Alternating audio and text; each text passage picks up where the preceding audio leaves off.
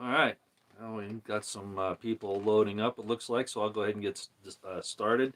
Today is the 1st of December, 2023. It's Friday, and I really wasn't going to do an upload, a live stream, but I think I need to on this because it verifies just about everything that I've been saying for years. Yeah, it's somebody else's opinion, maybe, but it's pretty well documented, and I think that it's necessary for everyone to see it, those who want to. It's going to challenge a lot of people, uh, especially evangelical Christians and those types, certainly Jews, by and large, at least a certain number of them. But I'm going to go ahead and do it anyway. This, even doing this cover video right here, because I'm not putting this information on Odyssey as I usually do, and then referring to that. I'm actually putting the video that I'm going to discuss here in a few minutes. The link is in the description box below. I'm not even going to tell you what the name of it is, but it's there. Thank you for letting me know I'm 5x5, and hello everyone as you come in. I'll try not to make this long because I know it's Friday afternoon and you all have lots of things to do to get ready for the rest of the month. 5x4? Okay, well, thanks. All right, let me get into this. I'm going to cover a couple of other things first. Just remember, in case this live stream fails for some reason, and it may, I'm having to use the internet service at the house rather than the phone internet connection as I usually do, because the phone internet connection is having a lot of problems right now, probably because it's coming up on rush hour. But at any rate, so here we go. Again, before I say anything else, please check the description box and view that video that's there. It's about an hour long or so, but it's critical. It really sums up a lot of what I've talked about and why, okay, especially with the way things are going right now. I did post it on X already, and that just doesn't reach everybody because I know a lot of you don't want to get on X. Not that you couldn't and just watch my things and the ones that you want to, but at any rate, I went ahead and put it in the description box below. So in case I lose you, you've got that information, all right? Okay. A couple of things I didn't cover yesterday that I thought I probably should have, since I was talking about some other necessary subjects, when I was talking about the Heritage 22, the Rough Rider. Uh, and those other two things that I really ought to mention, and that's why I talk about this being more revealed now. Things are starting to come out even more and more all the time. This whole thing with the persecution of the people that attended the January 6th situation back a few years ago, as most of you know, when a lot of people went to D.C. to peacefully let the government know their concerns, and they have a right to that redress of grievance. Well, of course, the whole thing was manipulated. We're learning more and more about that now, thanks to a lot of really good folks, both in the alternate media, other attorneys, and of course, some good people, the few that are apparently left there in the House of Representatives, and maybe a couple of others elsewhere. But a lot of information is coming out. We're finding out how the federal agents, law enforcement officers, and assets, be they not working for the federal government necessarily, like one particularly famous individual now says he wasn't a federal employee. However, he could have been a contractor. I'm not going to mention his name because that could cause a problem, but you should know who I'm talking about. And there were a lot of these folks in there.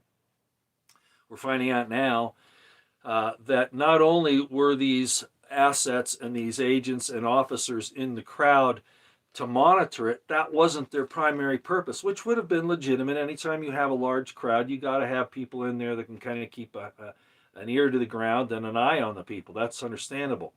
But they went too far. These officers and assets, informants, etc., actually did illegal things to get the entire situation so that the people like Pelosi and etc. could use it for nefarious purposes.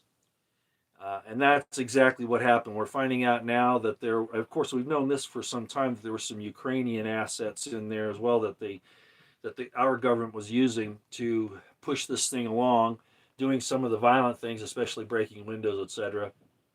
Uh, but we also know that there were other assets in there as well. So what I'm telling you is that this was in fact a setup. I'm not saying I'm still not giving Trump a pass for putting his people in danger like this, and I'm certainly not giving General Michael Flynn a pass. Again, another failure of our supposed greatest uh, intelligence officer in the military. Both his falling for the FBI interview at the White House, got him kicked out of the White House, and now this whole thing on January 6th. But be that as it may, it's coming out how this thing was orchestrated and how almost everybody that's been arrested by the FBI has used way too much force in all these situations, showing up with SWAT teams when little kids are trying to sleep, all this kind of stuff. Stuff they don't even do to BLM or Antifa or known terrorists and spies for that matter. They did it to these people, little old grandmas who were just walking through the Capitol because Capitol Police invited them in. You've seen the tapes. You understand what I'm talking about. So all that's coming out now. We're finding out that the federal and Capitol Police assets and apparently some DOD people actually committed crimes to get people upset. We found out also that the Capitol Police fired canisters at a very peaceful crowd, hitting people in the face and other things. These are riot-controlled canisters. And of course people are going to get mad about that. It was all to agitate the crowd, okay? So a lot of this is coming out. Is it going to fix anything? Are these going to give us our friends that are unjustly imprisoned and convicted of crimes they didn't commit? Is this going to provide information so that appeals can go forward? Well, the damage has been done, and I don't know if any appeals court, certainly not in D.C., but even the Supreme Court, I don't know if they've got the guts, frankly. I really don't know if they have the guts. But we're sure finding out a lot about that now, and it just proves again what I've said. The FBI is totally corrupt. The Justice Department has, if it wasn't corrupt before, it's totally corrupt now. The DOD is corrupt, and practically every federal agency is corrupt. Everything that I've talked about over the last how many years has proven to be true in that regard, and our governments are at war with us. Next thing, the situation with this new sickness that's coming out.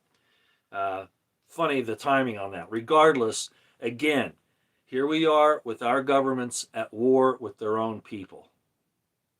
Okay, that's all it is. That's all it is. What's this say? Guts or nuts? I could tell you a funny story about that, but I better not. Okay, I'm going to move on to something else here real quick because I don't want this to take too long. On this channel, you go to the community tab. Okay, up above, you've got videos, you've got live, you've got I don't know, several things up there. And one of the tabs is live, right? And one of the other tabs is community. Under community post, I put up a piece of an article from the New York Times that, as I've been saying since this whole thing in Israel started in the Middle East, that this was a deliberate situation so that they could take over Gaza. This was all planned out more than at least a year ago. The New York Times has come out with an article that admits that the Israelis knew about this October 7th attack a year ago. And of course, there are a lot of intelligence officers and other people that have come out, including some from the IDF, who have admitted that there's no way that this could have happened without somebody on the inside letting it happen. Do you understand what I'm saying? And there's even more to it than that. But anyway, if you want to see this article, if you haven't heard this yet, if you haven't seen it, I did post it on my X account as well. Go to the community tab, click there, and you'll see the New York Times snapshot that I put up there so that you know that this is now pretty much, it took this long to get it in the mainstream news, but it was so obvious to people like myself. Former Marine Major Scott Ritter is still believing that it was in fact an intelligence failure. I've never believed that, at least not one that happened naturally. It was orchestrated to be an intelligence failure, and that's how I would call it.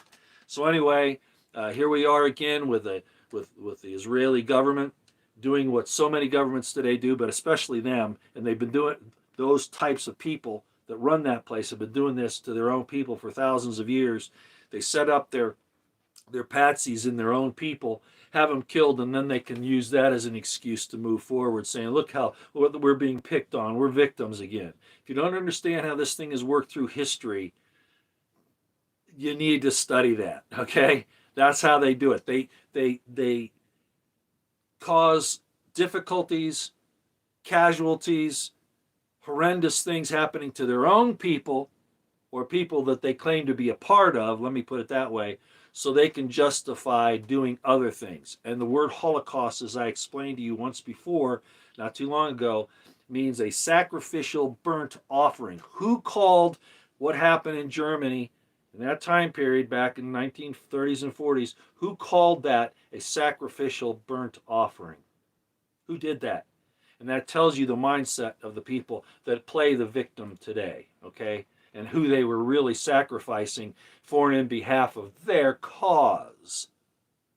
I got to be careful how I talk about this. What I'm doing here today might be my, I've worried about this a couple times, but this one could really get me in trouble. And I just figured if I'm going to go out, I better go out with a bang. Okay, so again, things are starting to be revealed. Look out for the banking system. A lot of things are happening there.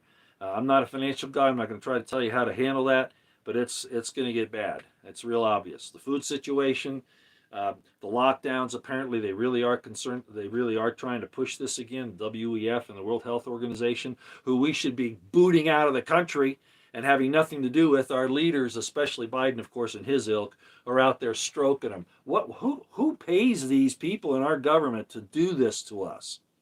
And who are they actually supposed to help? I mean, the people who represent us. Well, they're not helping us. And if they pretend like they are, it's usually because they're going to stick a knife in your back. I just received a notice from a very good source on my X account, and you already may know this, but I'm going to mention it. Derek Chauvin, the Minneapolis police officer that was convicted of murdering George Floyd, and we already know that that's not what happened. George Floyd died from other reasons. But regardless, that whole thing was set up. It was another one of those deals where they're trying to foment difficulty and racial division. Derek Chauvin was, of course, stabbed in the prison that he's in. I think it was 22 times he was stabbed with a shiv. Well, guess who the criminal is that assaulted him? Now, this is from somebody who I trust with the information. A former FBI informant tried to kill Derek Chauvin. Gee, no surprise there. Okay, last thing I'm going to mention, okay? And this has to do with the information in the description box. I was sent this by a very dear friend today, and what he did was he sent it to me. He says, Roy, will you review this and tell me what you think about it? It's about an hour long, and I listened to it, and it's extremely good. It's extremely good. It sums up in a very good way with a lot of good clips what I've been saying about the situation in the Middle East, in that particular nation there that pretends to be what it's really not. And this video explains why it's not what it claims to be. Very much on the lines to what I've been talking about for a very long time. And, some of the like the Torah Jews and the Torah Judaism on X that I've given you to go follow if you're on X. So this video does a really good job in explaining the history and explaining why this particular little nation over there cannot be what it claims, and how moneyed financial interests funded and pushed this thing so that it would fool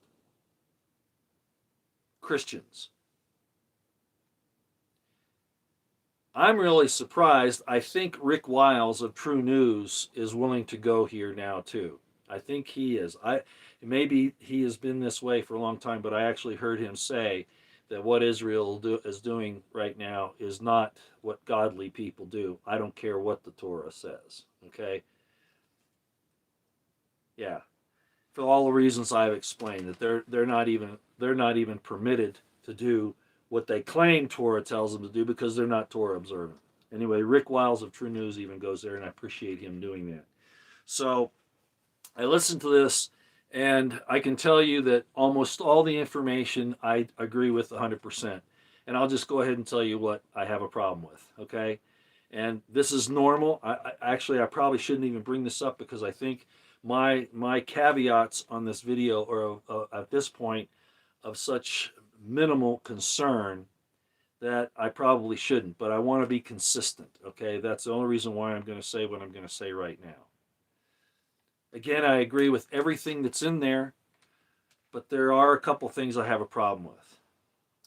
Actually, it revolves around one thing, and that is the story of a Jewish Messiah and saying that Jesus was that Jewish Messiah.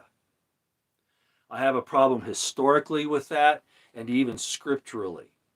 I've talked often about the situation in Genesis, which I have a lot of trust in, not a lot of the other books and things, but it says there that the scepter would not depart from Judah, nor a lawgiver between his feet until Shiloh comes. And I've explained that Shiloh had to do with Ephraim. Okay, that's what it has to do. That's the birthright line, not Judah. Judah was born from Leah, who is not the favored wife. And I know a lot of people say, "Well, yeah, well, so what?" Well, that actually has something to do with birthright lineage in those ancient times. That's the first thing, and the second, well, I'll just leave it at that, okay? Then, of course, Judah did the little thing with his little daughter-in-law.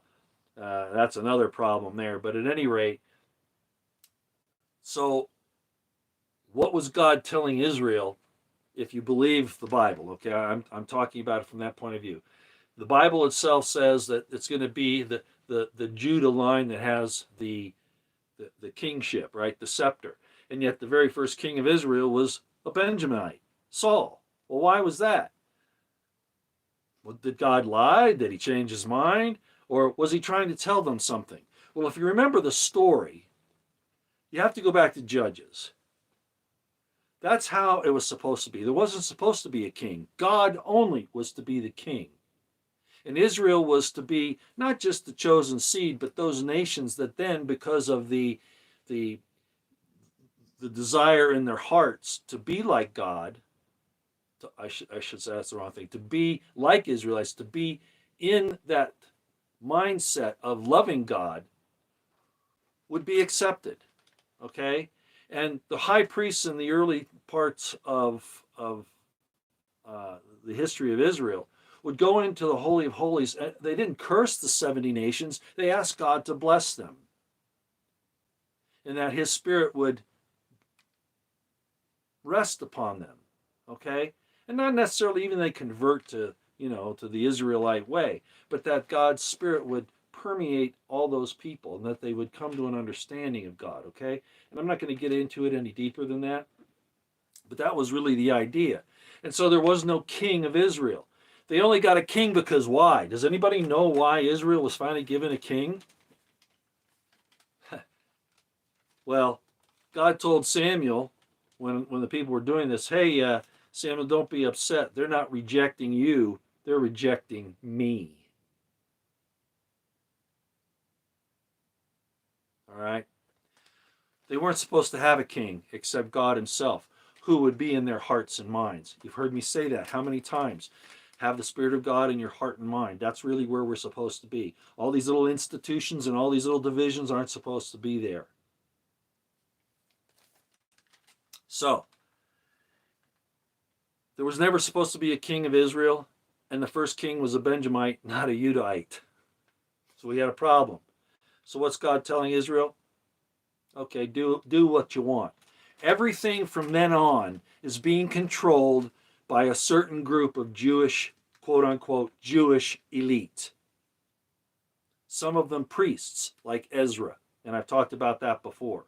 The whole history of the kingdom of Israel, and then, of course, the dividing of the kingdom between Judea, the kingdom of Judah, and the northern kingdoms, the kingdom of Israel, when it's split because of Solomon stealing from the people and taking all their goods and making them make the temple. Why did they resist that? Because there was never supposed to be a temple in Jerusalem. Okay? There never was. The scepter doesn't stay with Judah if it ever goes there at all. It's supposed to go to Ephraim, to Shiloh. Very important point. So what is my point here? Somebody absconded with the promise of the scepter and a lawgiver being Shiloh, Ephraim, and changed their history, altered their history to make it look like it would come from Judah. We have in our own little Bible here, I'm going to show you this one. That's only the Torah. You know, I use this. In our own little Bible here, a story of treachery and deceit. As I said, it is my opinion, and I think I've got some good reasons to say this, and I have said it, that David's moving of the Ark of the Covenant from Shiloh to Jerusalem was a political move that God never told him to do. There's an entire system of deceit in this Jewish version of their history. Now, the good Jews, and I'm going to call them that, like the ones that I guess I introduce them quite often. Again, Torah Judaism, Torah Jews, at Torah Judaism, at Torah Jews on X. And all of those Jews like them that are saying that this thing over here in the Middle East does not represent Jews and that Zionism and Judaism are not the same thing. You can't be an anti-Jewish person because you're an anti-Zionist. You can't.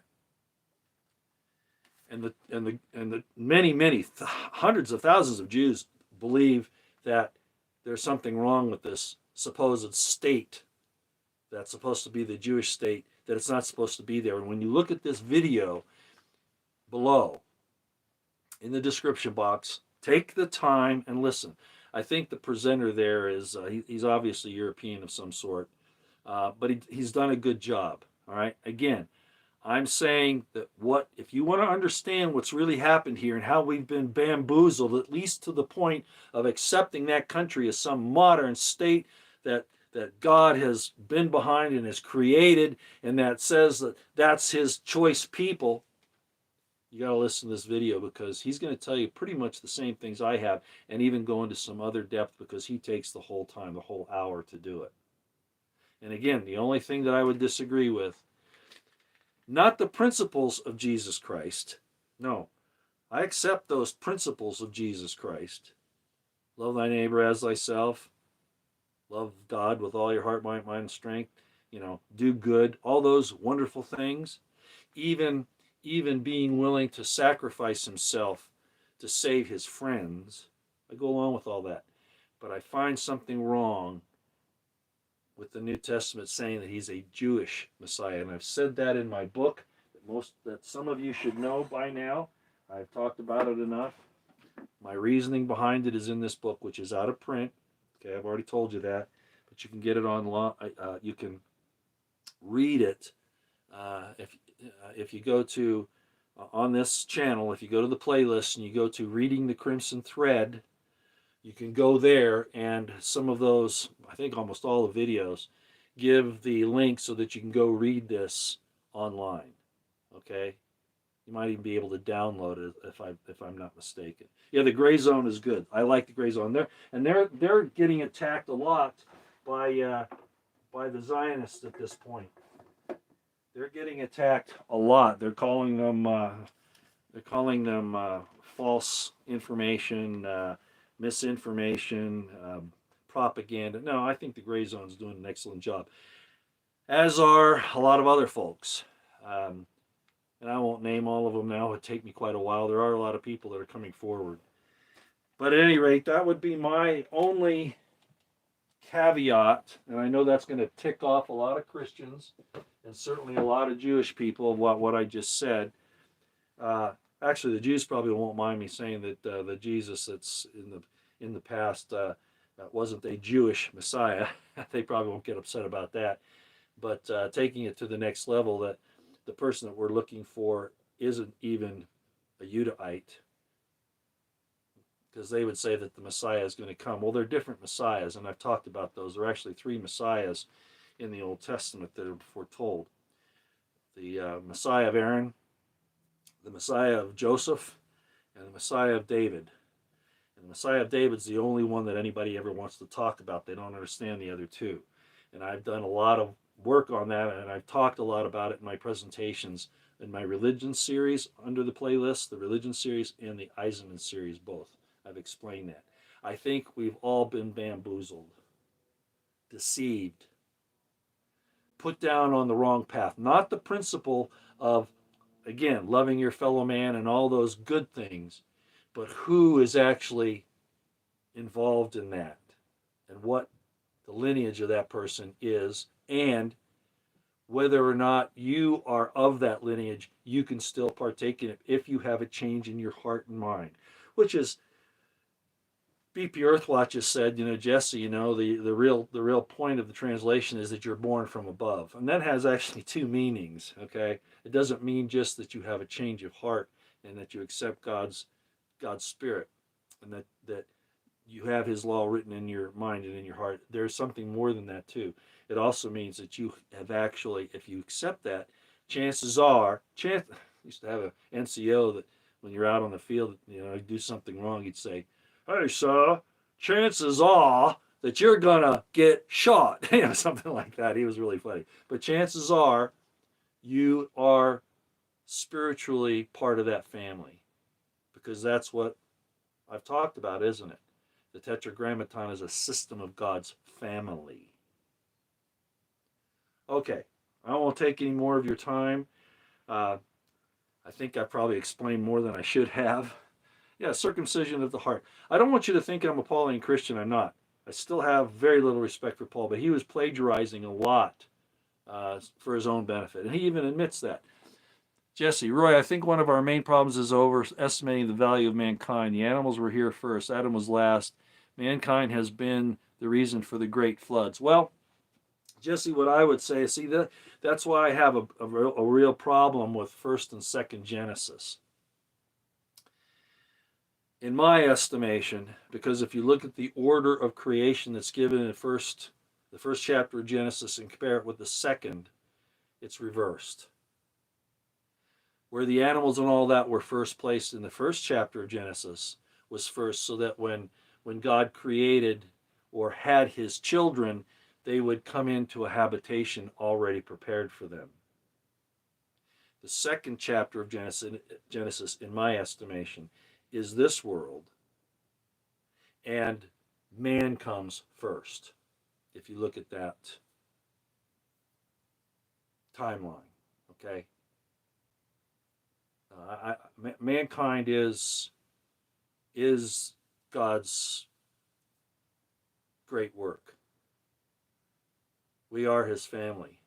There are some here that are not, and that are trying to destroy us. It's the serpent in the garden, for instance. It's the man who planted Jesus. Adam was kicked out of paradise into the animal world. Yeah, that's true. Yeah, that's my point, right? But he was created on the physical world. Man comes first. In second chapter of Genesis. In the first, he's created after his home is made for him, which is a Jewish concept. You build a home and then you put your family in it. In the second one, it was already here. We'll talk about that later, but I see where you're going, but I really think you're looking at not just the Elohist and Yahwist, Ezra trying to appease both groups there. I really think that there is a spiritual creation first. Okay, and that everything was created first, and then God put His family there. Okay, and then in the second chapter of Genesis, man is already here, and then he gets to name all the animals and all that stuff. Anyway, that's another deal altogether. But you and I are very close on the same page on a lot of things. And I'm not going to talk about the Sumerian Enki and Enlil and all that. We haven't got enough time for that. That's not what I'm here for today. What I'm here for today is to tell you what I've already told you and to ask you to go see the video in the description box below. This could get me taken down. Okay? This might be my last hurrah. But I think it's so important for you to understand the imposters that are in the Middle East pretending to be who they are not. All right? And they want to destroy the whole world.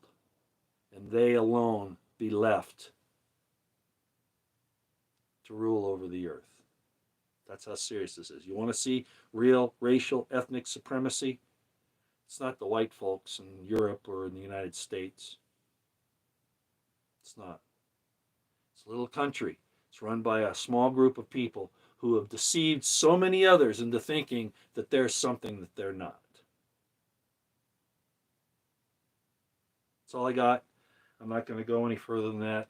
You all have a good evening and good weekend. If something big comes along, I'll probably come back on.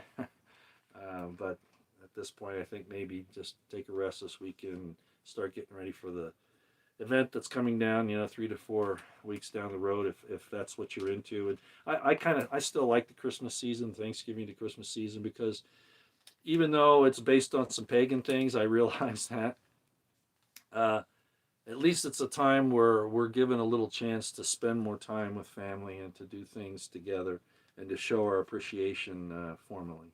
Okay. All right. Go listen to that video. It's extremely important that you do so. And I'm going to ask you, like what I did with the video the other night. I said it last night. I said the video prior to that, the one that says a short admonition against women in the military. And I begged you to share, like it, and share it to everybody because the message is so important. It goes along with what this video says. It's in the description box. And I'm going to ask you to share the video in the description box with everybody. Everybody. Because they're right. I even sent it to Tulsi Gabbard and Debbie Aldrich. You probably don't know who Debbie Aldrich is. She's been in the news business for a while. She actually lives in Park City, Utah, I think. And she follows me, and I follow her. And you know, she has a Mormon concept of things. Okay, that's fine. But a lot of these people are bamboozled because of what they've been taught. This Israel over there is, and like I said, that's not it. Okay. And Tulsi Gabbard, because she's fomenting violence now with what she's talking about, both in Ukraine and in the Middle East. I knew she was being saved for something, and this is it. And to get women out there maimed, dismembered, slaughtered, because she set the example of women being tough like men, and she's endangered all women, all of her sisters, all of womanhood because of what she's done. So I've lost total respect for her at this point. Out here, everybody. Take care. We'll see you.